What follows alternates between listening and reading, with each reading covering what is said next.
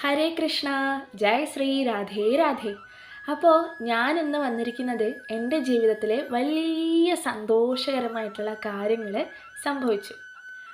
എന്താണെന്നല്ലേ നിങ്ങൾ വിചാരിക്കുന്നത്? എന്താ, നിങ്ങൾക്കും സന്തോഷമുള്ള കാര്യം തന്നെയാണ്. ഭജന കേൾക്കാൻ ഇഷ്ടമില്ലാത്തവർ ആരാ ഉള്ളത്? ഭഗവാന്റെ ഭജനകൾ കേൾക്കാൻ ഇഷ്ടമില്ലാത്തവർ ഉണ്ടാവില്ല അല്ലേ? നന്ദഗോവിന്ദ ഭജൻസ്, അതുപോലെയുള്ള നല്ല നല്ല ഭജന ഗ്രൂപ്പുകൾ ഇപ്പം ഉണ്ടല്ലേ. അതുപോലെ ഞാനും ഒരു ഭജന ഗ്രൂപ്പിലുണ്ട് ഇപ്പം. ഏത് ഭജന ഗ്രൂപ്പാണെന്നറിയോ? സ്വസ്തിക ശ്രീ രാധേയം ഭജൻസ്. നമ്മുടെ യൂട്യൂബറായിട്ടുള്ള ഭഗവാന്റെ കൃഷ്ണഭക്തയായിട്ടുള്ള കൃഷ്ണൻ്റെ പ്രിയ ഗോപികയായിട്ടുള്ള സ്വസ്തിക ഓളിസ്വൽ എന്ന് പറഞ്ഞിട്ടുള്ള ചാനലിൽ ഉള്ള ഭഗവാന്റെ കഥകൾ പറയുന്ന പാർവതി ചേച്ചീനെ എല്ലാവർക്കും അറിയാവുമല്ലോ അല്ലേ? അപ്പോൾ ആ ചേച്ചിയുടെ ഒരു ഭജന ഗ്രൂപ്പ് നമ്മൾ 9 പേരുണ്ട്. അപ്പോൾ നമ്മൾ 9 പേരിൽ ഒരാൾ ഞാനാണ്. എനിക്കും അതിൽ പാടാനുള്ള, ആ ഭജനയിൽ അംഗമാവാനുള്ള അവസരം കിട്ടി. ഭഗവാന്റെ അനുഗ്രഹം എന്നല്ലാണ്ട് വേറെ ഒന്നും ഇതിൽ പറയാനില്ല. അപ്പോൾ ആ ഒരു സന്തോഷ വാർത്ത പറയാൻ വേണ്ടിയിട്ടാണ് ഞാൻ വന്നിരിക്കുന്നത് കേട്ടോ. ഞങ്ങൾ 9 പേരാണ് ഉള്ളത്. 9 പേരുടെയും പേര് ഞാൻ വെളിപ്പെടുത്തട്ടെ.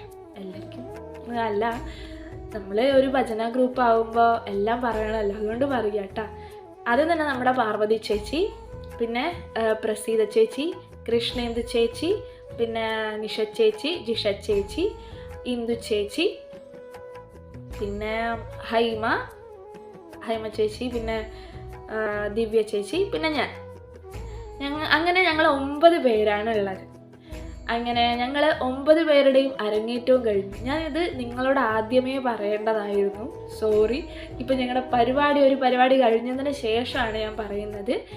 എന്തായാലും ഗുരുവായൂർ വെച്ചിട്ടായിരുന്നു അരങ്ങേറ്റം ഉണ്ടായിരുന്നത്. ഈ കഴിഞ്ഞ 3-ാം തീയതി ആയിരുന്നു പരിപാടി ഉണ്ടായിരുന്നത്.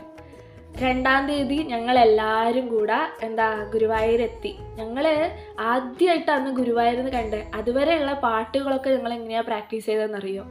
ഞങ്ങൾ ഓൺലൈൻ വഴി എല്ലാവരും കൂടെ, ഞങ്ങൾ 9 പേരുള്ളൊരു ഗ്രൂപ്പുണ്ട്. സ്വസ്തിക ശ്രീ രാധേയം ഭജൻസ് പറഞ്ഞിട്ടുള്ളൊരു ഗ്രൂപ്പുണ്ട്. ഞങ്ങൾ 9 പേരാണ് അതിലുള്ളത്.